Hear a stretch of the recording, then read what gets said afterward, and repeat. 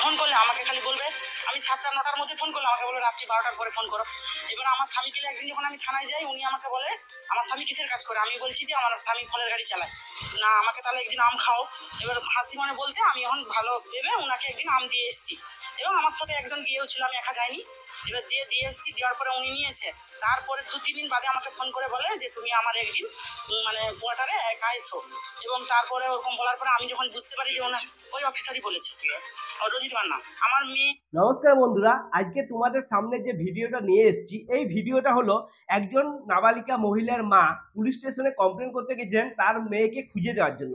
আর সেখানে সেই police officer ছিল, যে সাব ইন্সপেক্টর, ইনি যে নামটা বললেন রঞ্জিত কুমার মান্না, তিনি নাকি ওনাকে কুপ্রস্তাব দিয়েছিলেন। সেই ঘটনায় তুলে ধরবো আজ তোমাদের সামনে। ওনার মা কি বলছেন সেটা তোমাদের পুরোটাই শোনাবো, তারপর এটা নিয়ে আলোচনা করবো। সবার প্রথমে তোমরা এনার বক্তব্যটা শুনো, তারপর এটা নিয়ে আলোচনা করবো। যখন চলে যায় আমি খুঁজে পাইনি, ধরো 3 মাস আগে।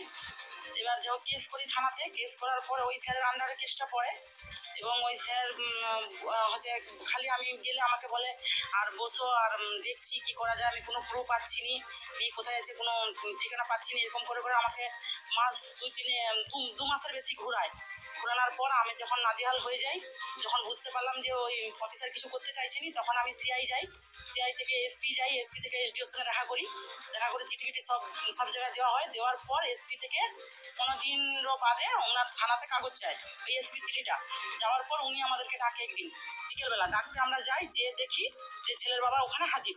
ছেলের বাবাকে ডেকে আমাদের সামনে ট্রেনিং দিল, দেওয়ার পর ওনার চার্জশিট বানায় আমাদের সামনেই, বানিয়ে সব রেডি করে ওনাকে হেফাজতে নিয়ে রেখে দেয়। তারপরে আমরা ওখান থেকে দেখে রাত্রিবেলা চলে আসি বাড়ি। আসার পর এবার পরের দিন আমি কোর্টে যাই, জানি ওনাকে কোর্টে চালান করবো। আমি কোর্টে গেছি, কোর্টে যেয়ে বসে থাকি, সেখানে যেয়ে দেখি যে নারায়ণ খাটুয়া যায়নি, ওনার জামাই গেছে। আচ্ছা, তাহলে দেখো তোমাদের প্রথমে জানিয়ে রাখি এই যে ঘটনাটা কোন জায়গা। তো এই জায়গাটা হচ্ছে মেদিনীপুরে নন্দনকুমার থানার এলাকার ঘটনা, ঠিক আছে। সেই নন্দনকুমার থানাতে এই মহিলা গিয়েছিলেন, তার নাবালিকা মহিলা তার নাবালিকা কন্যা ওনার যে চলে গেছিল বাড়ি থেকে, তো উনি নিখোঁজ হয়ে গেছিল, সেই জন্য তার ব্যাপারে কমপ্লেন করতে গিয়েছিলেন, ঠিক আছে। তো সেখানে যেটা জানতে পারা যাচ্ছে যে ওনাকে নাকি 3 মাস ধরে ঘোরানো হয়েছে, ঠিক আছে, নানা রকম কথাবার্তা বলে। এখন তো দেখেইছো কি অবস্থা হয়েছে পুলিশ স্টেশনে, কিরকম ভাবে সাধারণ মানুষকে হয়রানির শিকার হতে হয়, তেমনটা এনাকেও হতে হয়েছিল, ঠিক আছে। তো এরপর ইনি বাকি ঘটনাটা বলবেন, যেখানে তিনি বলবেন যে এখানকার যে পুলিশ ইনচার্জ ছিল, সাব ইন্সপেক্টর, যে নামটা ইনি বললেন, ঠিক আছে। তো উনি নাকি এনাকে কুপ্রস্তাব দিয়েছিলেন, এবং যখন তিনি সেই প্রস্তাবে রাজি হয়নি, তাকে 50,000 টাকা ডিমান্ড করেছিলেন। তোমরা শুধু এনার মুখ থেকে ঘটনাটা একবার শুনলে তোমরাও কিন্তু অবাক হয়ে যাবে। একবার প্রথমে ঘটনাটা শুনো, তারপর এটা নিয়ে পুরোটা আলোচনা করবো। মানে ওই পরিমল পানোয়া, এবার উনিও দোষী, ওনার নারায়ণ খাটুয়াও দোষী। পরে আমি ওটা জানতে পারি যে নারায়ণ খাটুয়াকে রাত্রিবেলা 5,000 টাকা দিয়ে ঘুষ দিয়ে ছাড়ি দেওয়া হয়েছে, টাকা দিতে ছেড়ে দিয়ে ওনার জামাইকে ধরে ওখানে পুড়ে দিয়েছে। তারপরে ওনাকে খালি ফোন করলে আমাকে খালি বলবে, আমি 7টা 9টার মধ্যে ফোন করলে আমাকে বলে রাত্রি 12টার পরে ফোন করো। এবার আমার স্বামীকে একদিন যখন আমি থানায় যাই, উনি আমাকে বলে আমার স্বামী কিসের কাজ করে। আমি বলছি যে আমার স্বামী ফলের গাড়ি চালায়। না, আমাকে তাহলে একদিন আম খাও। এবার হাসি মনে বলতে আমি এখন ভালো ভেবে ওনাকে একদিন আম দিয়ে এসেছি, এবং আমার সাথে একজন গিয়েও ছিল, আমি একা যাইনি। এবার যে দিয়ে এসেছি, দেওয়ার পরে উনি নিয়েছে। তারপরে 2-3 দিন বাদে আমাকে ফোন করে বলে যে তুমি আমার একদিন মানে কোয়ার্টারে একা এসো। এবং তারপরে ওরকম বলার পরে আমি যখন বুঝতে পারি যে ওনার ওই অফিসারই বলেছে, রঞ্জিত মান্না, আমি যখন বুঝতে পারি যে উনি ইনজেকশন খারাপ, তখন আমি আস্তে আস্তে সরে আসি।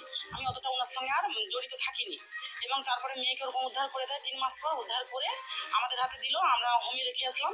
এবার মেয়ের যেদিন স্টেটমেন্ট হয় কোর্টে, আমাদেরকে বলে গাড়ি ঠিক করতে, আমরা গাড়ি ঠিক করে গেছি। যাওয়ার পরে ওখানে স্টেটমেন্ট দেওয়ার পর আমাকে মেয়ে তখন বিকেল 3টা 3:30 4টা বাজে, 4টার সময় আমাকে বললো হঠাৎ যে 50,000 টাকা দিতে হবে। আমি বলি কেন? না, বড়বাবু বলেছে আমাকে 50,000 টাকা দিতে হবে। কিসের জন্য? না, মেয়েকে উদ্ধার করে দেওয়ার জন্য। আমি বলছি আমি তো অত টাকা দিতে পারবো না, আমি গরিব মানুষ কোথায় পাবো। এবার ওই টাকাটা আমি দিনই বলে আমাকে হেন রকম চাপ সৃষ্টি করে, ছেলের ঘরকে জামিন করে দিবে, উপরন্তু আমাকে তমলুক ডাকে একদিন, আমার মেয়েকে অন্য কেসের জন্য নিয়েও যাবে।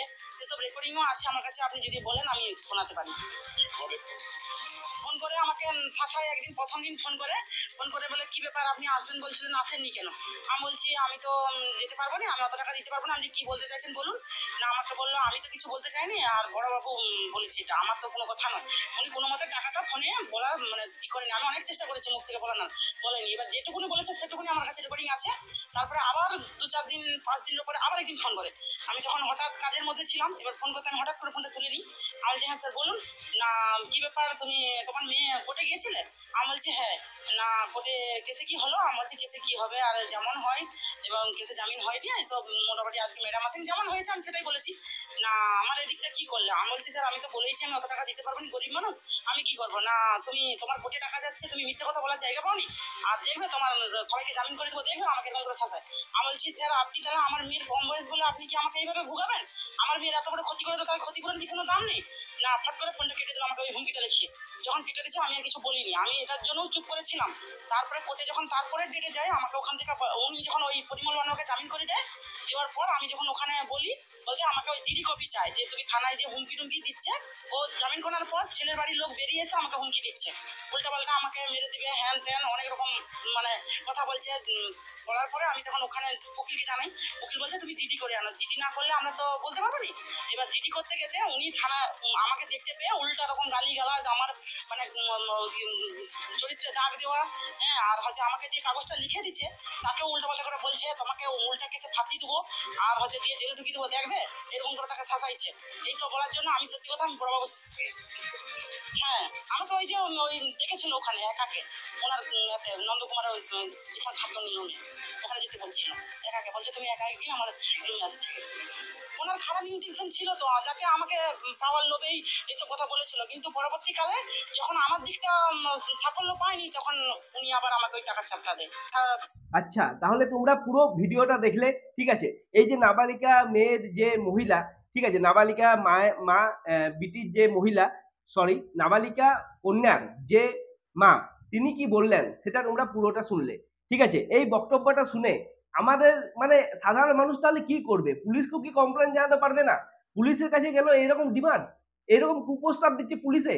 মানে ঘটনাটা শুনে সত্যি মনটা খারাপ হয়ে গেল যে সাধারণ মানুষের উপর যদি অত্যাচার হয়, অবিচার হয়, তারা তো যায় পুলিশ স্টেশনে, পুলিশের কাছে কমপ্লেন জানাতে। সেই পুলিশেই যদি আবার উপরন্ত এরকম প্রস্তাব দেয়, তাহলে সাধারণ মানুষ কি করবে? তো দেখো, ইনি যে বক্তব্যটা শুনলাম সেটা থেকে এটাই বুঝতে পারা যাচ্ছে যে প্রথমে তো তার কাছে ঘুষ চেয়েছিল, মানে প্রথমে কুপ্রস্তাব দিয়েছিল, সেটা যখন মানেনি তখন তার কাছে 50,000 টাকার ঘুষ চাওয়া হয়, সেটা তিনি দিতে পারবেন না বলেছিল। আর শুধুমাত্র এটা নয়, যখন শুনেছিল তার স্বামী ফলে গাড়ি চালায়, তার কাছে আমেরও ডিমান্ড করেছিল। মানে বুঝতেই পারছো যে এখন মানে কি অবস্থায় চলে গেছে, ঠিক আছে? আমাদের সমাজটা কোন অবস্থায় চলে গেছে। একজন মা তার মেয়েকে খুঁজছে, তার জন্য তাকে এত ডিমান্ড করা হচ্ছে, তাকে এত রকম ভাবে কুপ্রস্তাব দেওয়া হচ্ছে এবং তাকে নানাভাবে থ্রেট করা হচ্ছে। সেটা তোমরা এনার কথা শুনলেই বুঝতে পারবে, ঠিক আছে?